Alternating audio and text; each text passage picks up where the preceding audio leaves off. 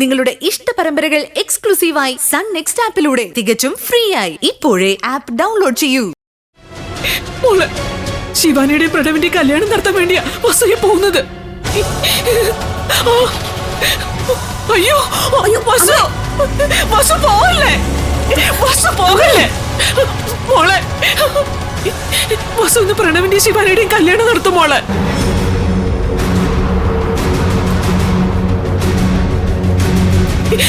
ഞാൻ എന്തുമാത്രം യാചിച്ചു എന്നറിയോ? എന്ത് പറഞ്ഞിട്ട് വസു കേൾക്കുന്നില്ല. ഈ പോയത് രജിസ്റ്റർ ഓഫീസിലേക്കാ. ശിവാനി ഈ വീട്ടിലേക്ക് കൊണ്ടുവന്ന് നിന്നെ ഇവിടുന്ന് പുറത്താക്കാൻ അവളുടെ പ്ലാൻ. എന്തിനാ മോളെ വസു ഇങ്ങനെയൊക്കെ ചെയ്യുന്നത്? അമ്മ, ഞാൻ എന്തുമാത്രം കാല് പിടിച്ചു എന്നറിയോ, യാചിച്ചു എന്നറിയോ? ഈ കല്യാണം ഒരു കാരണവശാലും നടക്കാൻ പാടില്ല.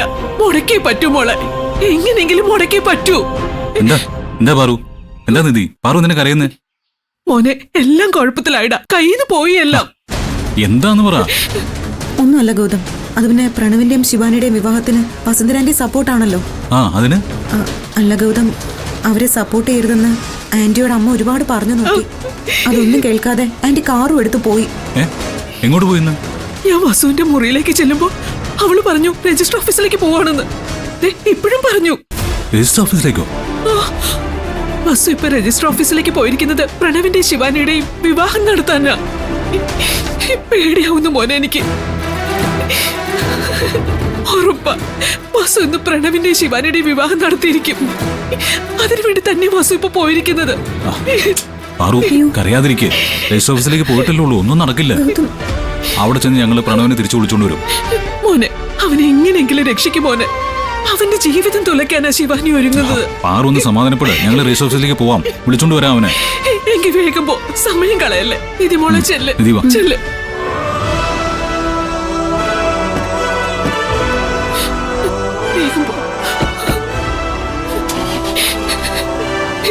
ഭഗവാനെ കൃഷ്ണ, അയ്യോ ഭഗവതി ഭഗവതി, ഒരു കാരണവശാൽ ഈ വിവാഹം നടക്കല്ലേ. ഈ കുടുംബക്കോളം തോണ്ടാൻ കൂട്ടു നിൽക്കല്ലേ ഭഗവാന് കൃഷ്ണ. അയ്യോ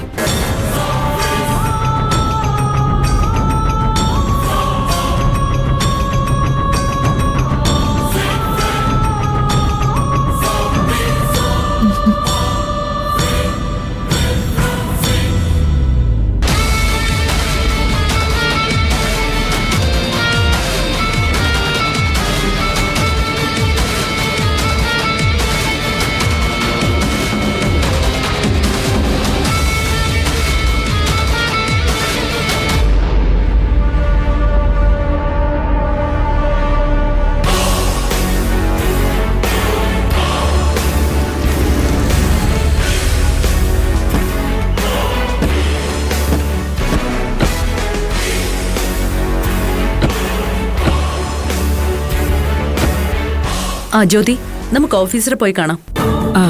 ഒരു കാര്യം ചെയ്, വസുന്ധര ഇവിടെ നിന്നാ മതി. ഇവരെ കൊണ്ടുപോയി ഞാൻ രജിസ്ട്രാറുമായി സംസാരിക്കാം. അതെന്താ ഞാൻ കൂടി വന്നാല് എന്തെങ്കിലും കുഴപ്പമുണ്ടോ? കുഴപ്പമൊന്നുമില്ല, പക്ഷേ വസുന്ധര കൂടി വരാതിരിക്കുന്നതാവും നല്ലത്. അത് വേറൊന്നും കൊണ്ടല്ലോ വസുന്ധരെ, ലീഗലി ആണേൽ 1 മാസം കഴിയാതെ ഇവരുടെ മാരേജ് രജിസ്റ്റർ ചെയ്യാൻ പറ്റില്ല.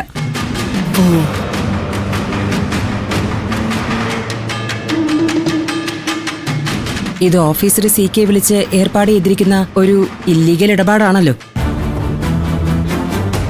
നിയമവിരുദ്ധമായിട്ടാണ് നാളെ ഇവരുടെ വിവാഹ രജിസ്ട്രേഷൻ നടത്താൻ പോകുന്നത്. കൂടുതൽ ആൾക്കാരുമായി ചെന്നിട്ട് ആ രജിസ്റ്റർക്ക് ചിലപ്പോൾ ഇഷ്ടപ്പെട്ടില്ലെങ്കിലോ? അത് ശരിയാ, ചിലപ്പോ അപരിചിതരെ കണ്ട അയാൾ ഒഴിഞ്ഞു മാറിക്കളയും. എന്നാ പിന്നെ എന്തെങ്കിലും ആവശ്യമുണ്ടെങ്കിൽ എന്നെ വിളിച്ചാ മതി, ഞാൻ ഇവിടെ തന്നെ കാണും. ശരി. ശിവാനി, പ്രണവ് വരൂ. ആന്റി, ഞങ്ങൾ പോയിട്ട് വരാം.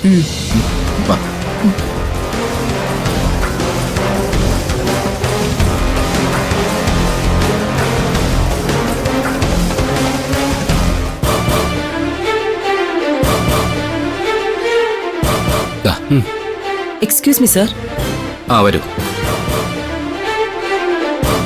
ഞാൻ CK ചന്ദ്രബോസിന്റെ വൈഫാണ്, ജ്യോതിർമയി. സാറ് വിളിച്ചായിരുന്നോ? ഇരിക്കും മേഡം.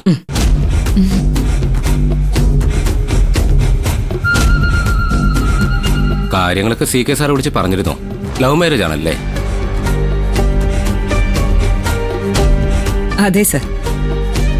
രണ്ടുപേരുടെയും വീട്ടുകാർക്ക് യോജിപ്പില്ല. അതാണ് രജിസ്റ്റർ മാരേജ് ചെയ്യാന്ന് കരുതിയത്. എന്നത്തേക്കാ വിവാഹം നടത്താമെന്ന് ഉദ്ദേശിക്കുന്നത്? ആചാരപ്രകാരമുള്ള വിവാഹം ഞങ്ങൾ നടത്തും. പക്ഷെ അതിനു മുൻപ് നാളെ തന്നെ മാരേജ് ഒന്ന് രജിസ്റ്റർ ചെയ്യണം. അല്ല, കാര്യങ്ങളൊക്കെ CK സാർ വിളിച്ച് പറഞ്ഞിരുന്നെങ്കിലും രജിസ്ട്രേഷൻ നാളെ വേണമെന്ന് പറഞ്ഞില്ലല്ലോ.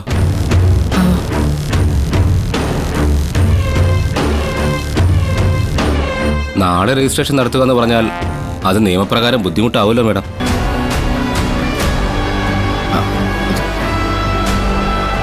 അപേക്ഷ നൽകിക്കഴിഞ്ഞാൽ രണ്ടുപേരുടെയും ഫോട്ടോ പതിച്ച ഒരു നോട്ടീസ് ഞങ്ങൾ 1 മാസത്തെ കാലാവധിക്ക് ഇവിടുത്തെ നോട്ടീസ് ബോർഡിൽ പ്രദർശിപ്പിക്കും. അതിനുശേഷം മാത്രമേ സ്പെഷ്യൽ മാരേജ് ആക്ട് പ്രകാരം രജിസ്ട്രേഷൻ നടക്കൂ.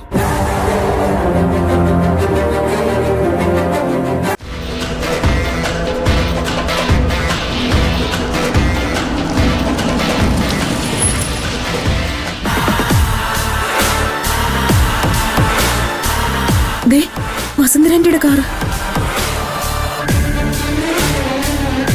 ബാക്കിലേക്ക് പോവും.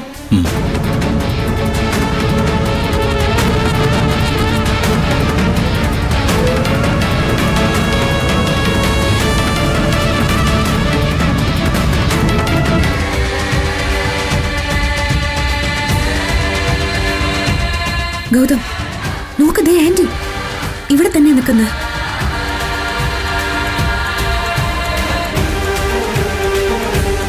അമ്മ ഇവിടേക്ക് വന്നിട്ട് ഇതെന്താ വെളിയിൽ തന്നെ നിൽക്കുന്നേ? ആന്റി ആരോ കാത്തു നിൽക്കാൻ തോന്നുന്നല്ലോ. അപ്പൊ ആരോ വരാനുണ്ട്. ആരെ കാത്തായിരിക്കും അമ്മ നിൽക്കുന്നത്? അതിലിത്ര സംശയിക്കാൻ എന്താ ഗൗതം? ശിവാനിയും പ്രണവും തന്നെയായിരിക്കും ഇവിടേക്ക് വരാൻ പോകുന്നത്.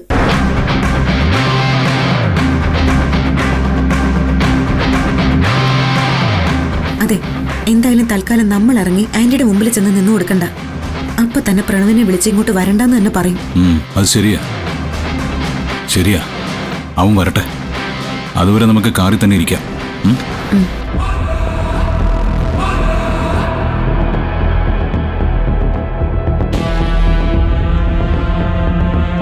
പറയുന്നതുകൊണ്ട് വിരോധമൊന്നും തോന്നരുത്.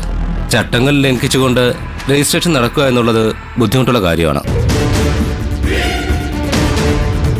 നോട്ടീസ് ബോർഡിൽ ഇവരുടെ അപേക്ഷ പ്രസിദ്ധീകരിച്ച് 1 മാസത്തിനുള്ളിൽ എതിർപ്പുകളും പരാതിയും കൊണ്ട് ആരും വന്നില്ല എങ്കിൽ മാത്രമേ ഈ വിവാഹം നടത്തിത്തരാൻ പറ്റൂ.